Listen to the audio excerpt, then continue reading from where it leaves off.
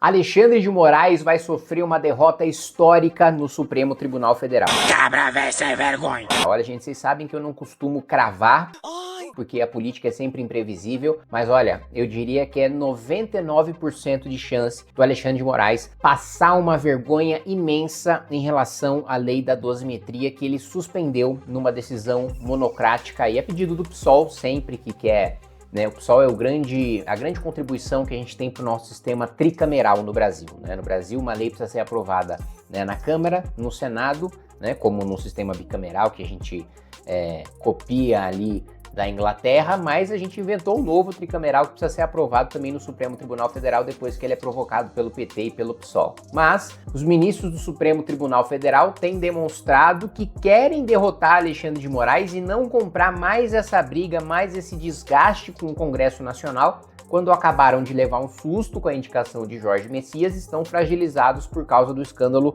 do Banco Master. Gente, Alexandre de Moraes ser derrotado, primeiro, é uma notícia muito boa, muito feliz para todos nós que combatemos os seus superpoderes e queremos Alexandre de Moraes cada vez mais próximo da cadeia. Aliás, se a missão chegar ao poder, não tenho a menor dúvida de que nossa presidência da República, nossa bancada no Senado e na Câmara dos Deputados vai atuar com muita força para fazer a CPI lava-toga e terminar com a prisão de Alexandre de Moraes e de Dias Toffoli. Mas essa é uma outra esperança. Vamos falar do que nós temos de concreto hoje, de uma derrota humilhante, diga-se, de Alexandre de Moraes pelos seus próprios pares, imposta pelos seus próprios pares. Lembrando que durante longos anos, outros ministros, os próprios ministros do Supremo, tiveram medo de Alexandre de Moraes e de contrariar as suas decisões e agora demonstram que querem derrubar essa decisão monocrática. Bom, antes de continuar esse vídeo, vou pedir para você se inscrever no canal, clicar no sininho para receber as notificações, compartilhar esse vídeo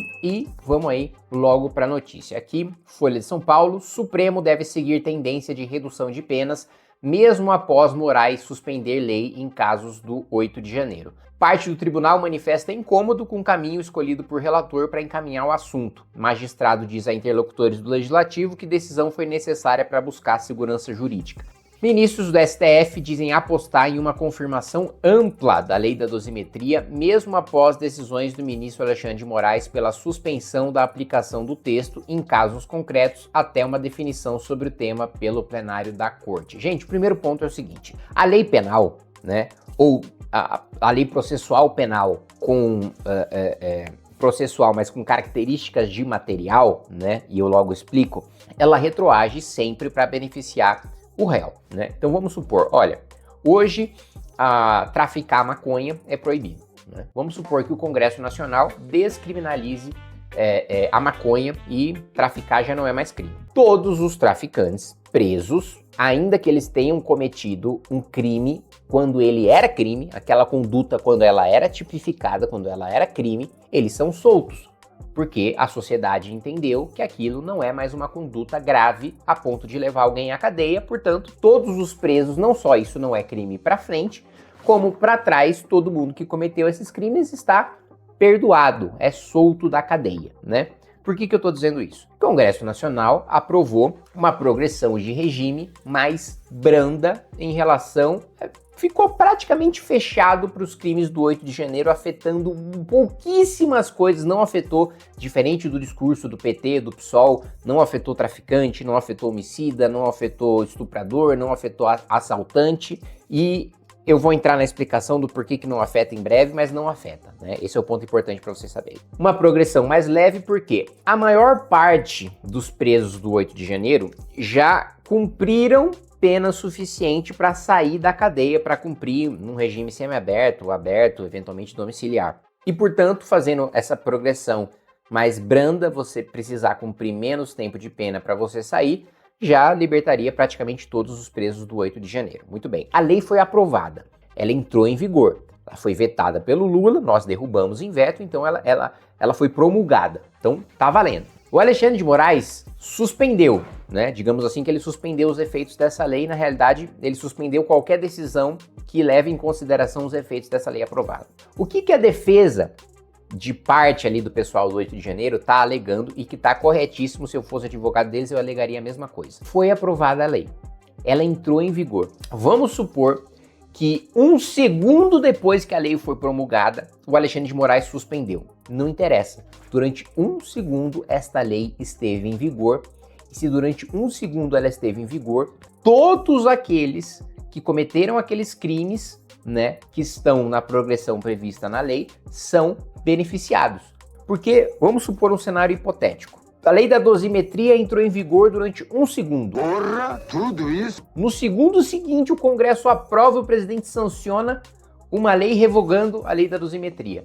Aquele segundo em que a lei esteve em vigor, ela é o suficiente para dar o benefício para todos aqueles presos por aquele crime. Da mesma maneira, se a gente descriminaliza a maconha, por um segundo todo mundo é solto. Se no outro segundo a gente criminaliza de novo, continua todo mundo solto. Um benefício, né, processual com característica de material, como é o caso de saída temporária. Por que a gente acabou com a saidinha, mas continua tendo saidinha? Porque quem cometeu o crime na época em que havia o direito à saidinha, é como se isso fosse um direito adquirido, né? Então, quando ele cometeu o crime, tinha o benefício da saidinha, então ele mantém o benefício da saidinha. Agora, desde que a gente aprovou o fim da saidinha, todos aqueles que são presos não têm mais esse direito, né? Porque quando você endurece,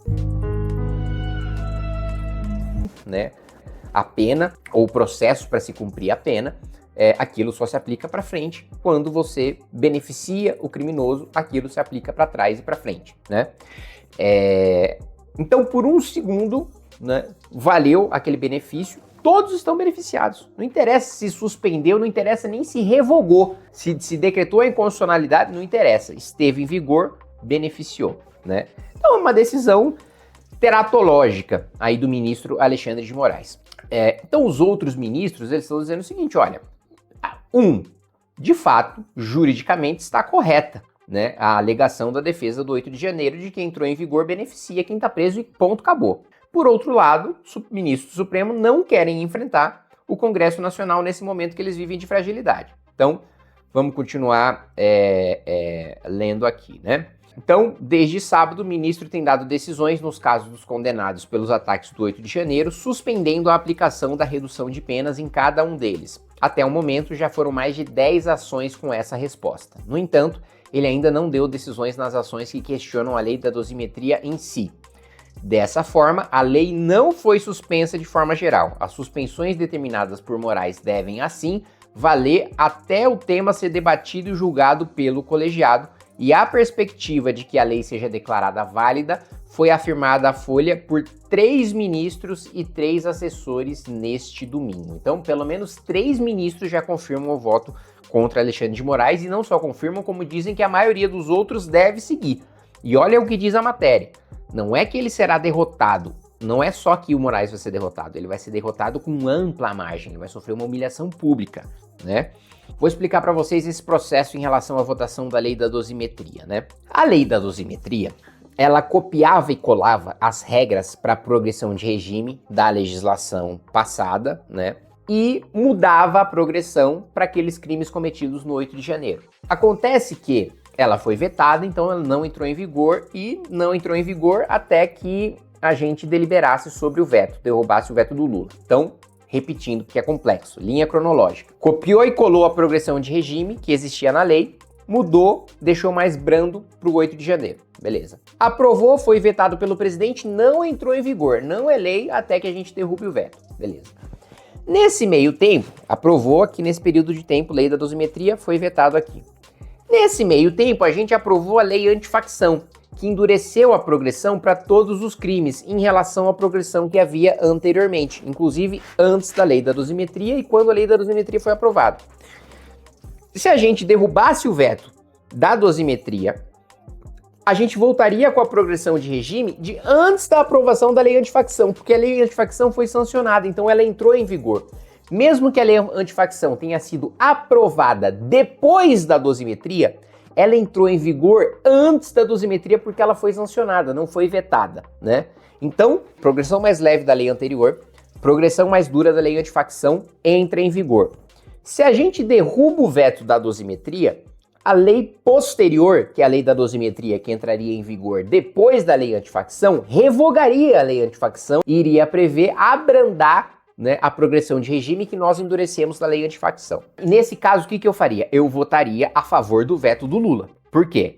Eu não acho que a vida das pessoas do 8 de janeiro vale mais do que a vida de 200 milhões de brasileiros que teriam crimes sendo cometidos com penas mais brandas, com cumprimento de pena mais branda para estuprador, para homicida, para assaltante, que foi justamente o discurso do PT, né? O PT quis colocar o dedo na nossa cara e falar, olha, vocês não são contra bandidos? Vocês não são a favor de endurecimento de pena?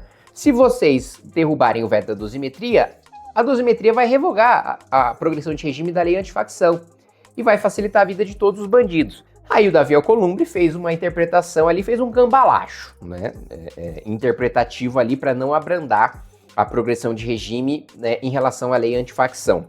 Ele fez o que o Supremo vive fazendo, né, que é um malabarismo interpretativo. Ele disse o seguinte, olha, de fato, se a gente derrubar o veto do Lula, a gente vai abrandar a progressão. Mas eu vou excluir do veto do Lula a progressão em relação aos outros crimes que não têm relação com o 8 de janeiro. Por quê?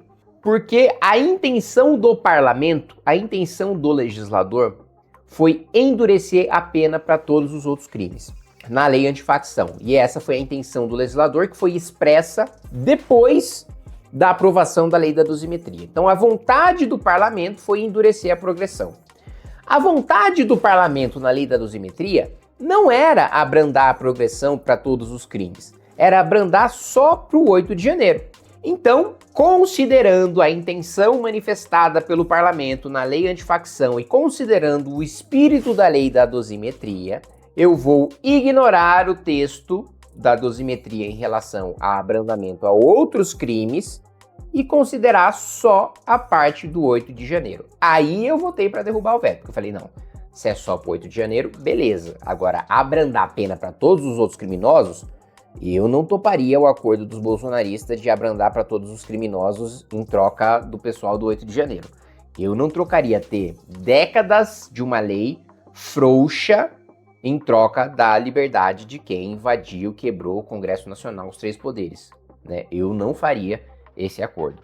Eu acho que 200 milhões de brasileiros que são vítimas do crime, elas merecem mais e valem mais, né? A lei por décadas contra o crime organizado vale mais do que pontualmente, num pequeno momento da história, a liberdade de algumas poucas pessoas que cometeram crimes.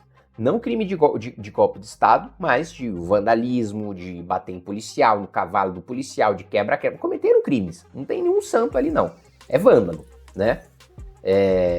Eu não salvaria vândalos para sacrificar o resto da população. Agora, se for só para abrandar a progressão de regime, considerando que os vândalos foram punidos não como vândalos, mas como golpistas, que tem uma pena muito maior, aí beleza, aí contou com o meu voto para derrubar o veto.